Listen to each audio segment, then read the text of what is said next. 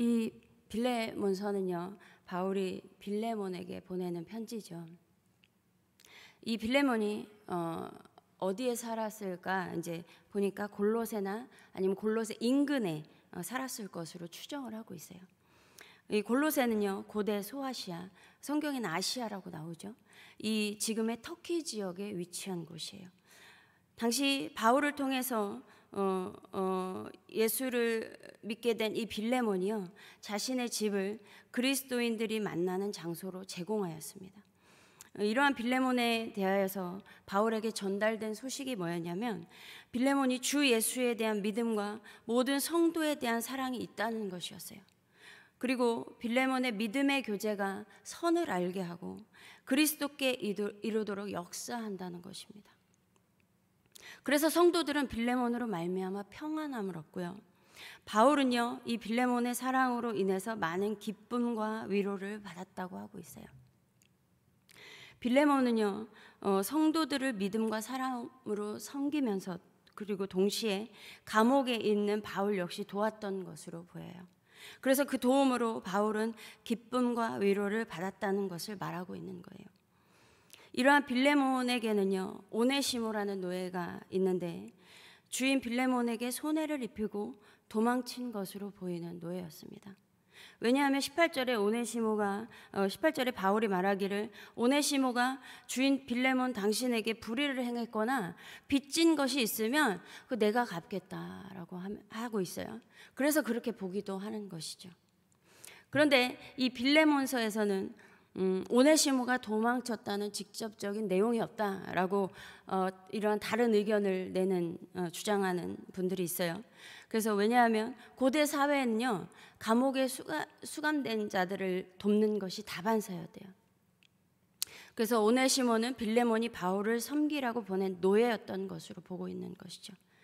이 고대의 로마 시대 때 노예는 많은 일들을 했었어요. 의사, 악사, 문지기, 안마사, 이발사, 요리사, 마부, 가마꾼, 아니면 주인의 작업장에서 일하는 일꾼, 어떤 경우는요, 주인하고 따로 살면서 장인으로 일하기도 하고 장인으로서 살기도 하고 소매상인, 장사도 하는 거죠. 더러 이제 명문가에서는 글을 읽을 줄 아는 노예도 있어서 회계를 하거나 비서도 하고 그리고 가정교사도 하기도 했어요. 그 중에 이렇게 오네시모처럼 주인의 지시에 따라 감옥에 수감된 사람을 돌보는 일도 할 수 있었던 거예요. 그래서 15절에 그가 잠시 떠나게 된 것은, 이 오네시모가 잠시 떠나게 된 것, 빌레몬 당신에게서 잠시 떠나게 된 것이, 이 구절을 빌레몬이 감옥에 있는 바울을 돕기 위해서 오네시모를 바울에게 보냈다라고 보는 것이죠. 그래서 빌레몬에게서 도망을 친 건지 빌레몬이 감옥으로 보낸 건지는 정확하진 않지만 둘 중에 더 우리가 납득이 되는 것은 빌레몬이 바울을 섬기기 위해 감옥으로 오네시모를 보냈다는 거예요. 왜냐하면 주인으로부터 만약 도망쳤다면요, 어떤 계기로든 감옥에 있는 바울을 만날 수 있다는 것이 어떻게 추측할 수 있는 게 쉽지가 않아요. 추측하지 않더라도 만나기 쉬운 상황은 아니죠. 감옥에 있는 바울을 만난다는 것이, 도망친 노예가. 그래서 10절에 갇힌 중에서 낳은 아들 오네시모라는 내용을 보면요, 빌레몬이 오네시모를 감옥으로 보냈고, 그래서 바울을 만나게 되었고, 그렇게 바울과 지내면서 바울을 도우면서 그리스도인으로 거듭나게 되었다고 보는 것이 자연스러운 것입니다. 그런데 그러는 가운데 바울은 오네시모가 자신을 계속 섬겨줬으면 하는 거예요. 그래서 그러한 마음으로 주인 빌레몬에게 승낙을 받고자 편지를 쓰고 있는 것입니다. 그러면서 바울은 이 노예인 오네시모를 12절에 내 신복, 내 심장이라고 표현하고 있어요. 어떤 사람에 대해서 아무리 친해도요, 이렇게 표현하는 것이 많지도 않고 쉽지 않잖아요. 내 심장이다라고 하는 것이요. 이것은 어떤 중재자 이상, 바울에게 있어서 그 중재자 이상인 깊은 애정과 신뢰를 바탕으로 하고 있었던 것입니다. 그래서 오네시모를 예전과 같이 종처럼 대하지 말고 사랑받는 형제로 대하기를 빌레몬에게 바라고 있는 거예요. 심지어 18절에서는요, 바울이 나를 대하듯이 오네시모를 그렇게 대해 주십시오라고 요청하고 있어요. 비록 노예지만요, 같은 그리스도인으로서 동등하게 대해 주기를 주인인 빌레몬에게 바라고 있는 것입니다. 그런데 고대 로마 시대, 어떤 시대든 마찬가지겠지만 고대 로마 시대의 노예들은 주인의 물건이라고 표현을 하고 있어요. 물건이라고 하고 있어요. 법적으로 인격이 없는 존재였기 때문에 법의 보호도 받지 못했습니다. 노예에게 있어서 오직 주인만이 국가고 법이었어요. 그래서 주인의 지시에만 따라야 하는 그러한 존재였습니다.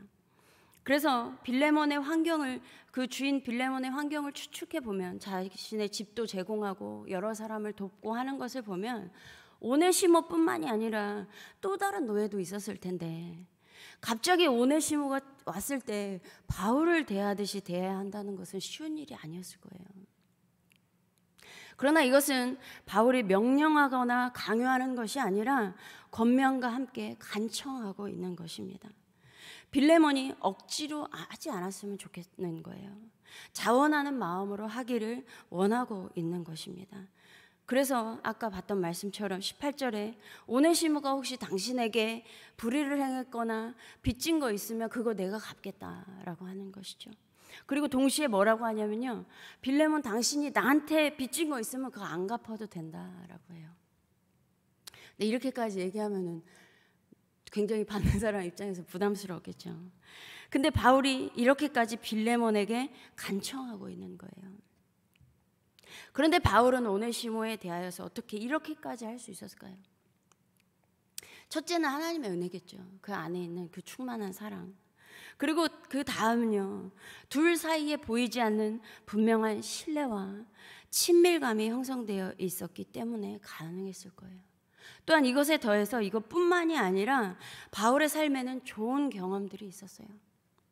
바울이 처음에 예수님을 믿었을 때 그 강렬한 빛 때문에 눈이 멀어버렸잖아요. 그래서 사람들을 의지할 수밖에 없었습니다. 이 바리새인 중에 바리새인이고, 그래서 이방인과는 절대 상종하지 않았을 그 자존심 강했던 그 바울이었겠지만, 예수님을 만나자마자 눈이 멀어버린 바울은요, 이때부터 그 완고했던 마음이 깨어지기 시작했을 거예요. 아마 동시에 자신은 대단한 존재가 아니었다는 것을 깨달았을 것입니다. 갑자기 눈이 멀 줄 알았겠어요. 이렇게 사람은 연약한 존재구나라는 것을 아마 그때부터 깊이 깨달았을 거예요. 그리고 이때 아나니아라는 사람이 성령의 인도하심 따라 바울을 찾아와서 영접을 한 거예요. 아나니아도 두렵지만 성령의 이끄심 때문에 갈 수밖에 없었던 것이죠. 그렇게 아나니아를 만난 후에 바울은 다시 눈을 뜨게 되었고 하나님의 사람으로 완전히 거듭났어요. 그러면서 바울은 로마서에서 표현하기를 헬라인이나 야만인이나 지혜 있는 자나 어리석은 자에게 자신은 빚진 자라고 이야기를 하고 있어요. 그래서 더 이상은 유대인이든 이방인이든 야만인이든 이렇게 구분하는 것이 의미가 없어진 거예요. 바울이 이렇게 변화되었음에도 처음에는 그리스도인들 대부분이요, 바울 만나기를 꺼려했죠. 의심스러운 거예요. 여전히 저 사람 진짜 변화됐나? 의심스러운 거죠. 그럼에도 회당에서 복음을 전하기 시작했고 이 일로 유대인들이 또 죽이려고 하죠. 그래서 도망쳐서 예루살렘으로 왔잖아요. 그리고 제자들과 교제를 하려고 하는데 바울이 예수 믿게 되었다는 것을 여전히 믿을 수 없는 제자들은 바울을 계속 만나기를 꺼려했어요. 만나고 싶지 않은 거예요. 확실하지 않으니까요. 그러나 그때 위로의 아들이라고 불리는 바나바가 바울을 영접했어요. 제자들과 바울 사이에서 중재를 해주었습니다. 바울은 이러한 호의를 받은 경험이 있었던 사람이었어요. 바울 자신이요, 그리스도인들을 향하여서 위협과 살기가 등등했는데 그럼에도 불구하고 예수님은 자신에게 선대하시는구나, 은혜를 베푸시는구나 더 깊이 깨닫고 감사했을 것입니다. 이렇게 바울은 예수 그리스도의 은혜로 말미암아 그 자신의 진정성을 알아준 몇 명의 사람들을 통하여서 힘을 얻고 관계를 넓혀가면서 복음을 전할 수 있었습니다. 우리도 마찬가지죠. 어떤 조건이 늘 좋기 때문에 힘을 얻는 것이 아니라 내게 베풀어 주신 예수 그리스도의 은혜와 그리고 또한 내가 살아오면서 경험했던 좋았던 기억들, 예를 들면 어떤 사람들의 행동이라든지 말이라든지 때로는 책에 써져 있는 글귀라든지 그때 나를 위로하며 도움을 주었고 그래서 그것이 내 평생에 흔들리지 않는 마음으로 자리 잡게 된 것들, 그리고 그러한 것들이 나를 조금 더 성숙하게 했고 조금 더 좋은 습관을 갖고 살아가게끔 만들어준 것들이 있지요. 이렇게 내게 위로와 힘이 되었던 이러한 경험은 내 기억 속에 굳건히 자리 잡고 있어서 비슷한 상황이나 또 어떤 다른 상황을 만났을지라도 헤쳐나갈 수 있는 힘을 주는 거예요. 또한 나 자신뿐만이 아니라 누군가에게도 위로와 도움을 주기도 하는 것이죠. 바울에게 있어서도요, 이 아나니아와 이 바나바의 선대를 받았던 경험은 노예인 노에시모에게 고스란히 전달될 수 있었던 것입니다. 그래서 예수 그리스도의 사랑으로 구원받은 이 오네시모가 비록 노예일지라도 그럼에도 바울 자신같이 대해주기를 바라면서 주인 빌레몬에게 요청할 수 있었던 거예요. 물론 바울도 아무에게나 요청하지는 않았을 거예요. 21절에 보면 나는 당신이 순종할 것을 확신함으로 당신에게 썼노니 당신은 내가 말한 것보다 더 행할 줄을 아노라, 이렇게 쓰고 있어요. 아마 이 편지를 받은 빌레몬은 분명히 바울이 요청한 대로 했을 것이고 그 이상으로 했을지도 모르겠습니다. 또한 이러한 은혜를 받은 오네시모는요, 바울과 비슷한 삶을 살아갔을 거예요.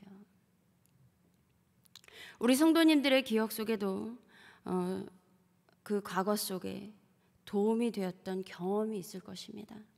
그 경험이 몇 번 되지 않을지라도 그것은 우리의 삶에 하나님께서 주신 큰 자산일 것입니다. 그 일이 또 다른 누군가에게 분명히 흘러가게 될 거예요. 그래서 그 사람을 위로하게 될 것입니다. 또한 누군가에게 그래서 다시 일어설 힘을 줄 거예요. 우리 한성교회 지체들 서로가 그러한 좋은 기억을 심어 주기를 바랍니다. 그래서 하나님의 선하심이 더욱 드러나는 교회가 되기를 소망합니다. 그래서 또한 세상에 살아갈 때에 선한 영향력이 온전히 전달되는 우리 모두가 되기를 소망합니다. 기도하겠습니다. 하나님 감사합니다. 하나님께서 우리에게 주신 은혜가 정말 큽니다. 또한 우리가 살아가면서 만났던 믿음의 사람들과의 교제 가운데서 경험했던 그 모든 일들, 정말 좋았던 그 힘이 되고 위로가 되었던 일들 또한 우리 기억 속에 정말 강하게 자리 잡고 있습니다. 하나님, 우리가 그 받은 은혜를 기억하면서 살아갈 때에 또한 나를 만나는 사람들이 위로받고 힘을 얻는 귀한 은혜 허락하여 주시옵소서. 우리 한성교회가 그러한 은혜가 넘치기를 소망합니다.